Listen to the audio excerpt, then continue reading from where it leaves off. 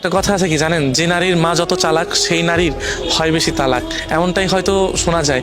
কিন্তু এটা অন্তত মানতে হবে, যে নারী মায়ের কথা শুনে সংসারটাকে নিজের মতো করে আয়ত্ত করতে চায় না, সেই নারী কখনোই সংসারকে সুন্দর করতে পারে না। কারণ ওই সংসারে অশান্তি নেমে আসবে, ওই সংসারে কোনোদিনও সুখ কি জিনিস ওই নারী কখনই পাবে না। আপনি আপনার মায়ের কথা শুনবেন, দেখবেন আপনার সংসারটা আস্তে আস্তে সমস্ত সংসারটাকে তছনছ করে দিচ্ছেন।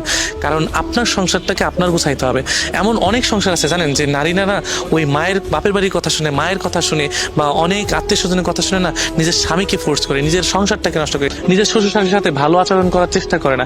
এই জিনিসটা একটু খেয়াল করে রাখবেন, যে দেখবেন কি যে নারী বাপের বাড়ির কথা শুনতেছে, যে নারী বাপের বাড়ির প্রতি টান বেশি, ওই নারীর সংসারে তত সমস্যা বেশি। এমন আমাদের সমাজে অনেক অনেক আছে, অনেক অনেক। কিন্তু আমরা অন্তত এটা বুঝতে চাই না যে আমার সংসার, আমার শ্বশুর বাড়ি। ওই যে কথায় আছে না, শাশুড়ি কখনো মা হয় না, আর শাশুড়ির দিক দিয়ে কথায় আছে যে ছেলের বউ কখনো নিজের মেয়ে হয় না।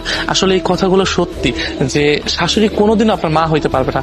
কারণ আপনি যখন আপনার বাবার বাড়ির দিক টানবেন না, তখন ওই শাশুড়ি কোনোদিনও আপনার কথা বা আপনার টান কখনোই মেনে নিতে পারবে না। কারণ একজন মা তার সন্তানকে ছোটবেলা থেকে গড়েও তুলে, বড় করে তোলে, সেই মায়েরও অধিকার থাকে যে আমার সন্তানকে নিয়ে আমি ভালো থাকি, আমার সন্তানকে নিয়ে আমিও একটু ভালো থাকার চেষ্টা করি, আমার ছেলের বউ আমাকে যত্ন করুক, আমার দিকে একটু খেয়াল করে দেখুন।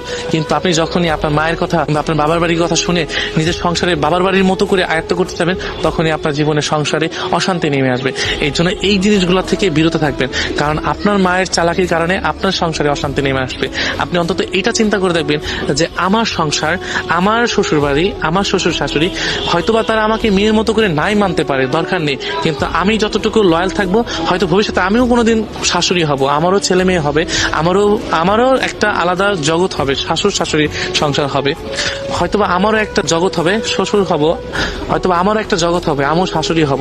সেদিন হয়তো আমাকেও এই জিনিসটা ফেস করতে হবে। এই চিন্তা করে না বাবা বাড়ির কথা ছেড়ে নিজের মতো করে চলেন, নিজের সংসারটাকে সুন্দর করার চেষ্টা করেন। কিন্তু আমি দেখেছি যতবারই যে নারী কখনো যখন বাবার বাড়ির কথা শুনেছে, তখনই ওই নারীর সংসারে অশান্তি নেমে এসেছে।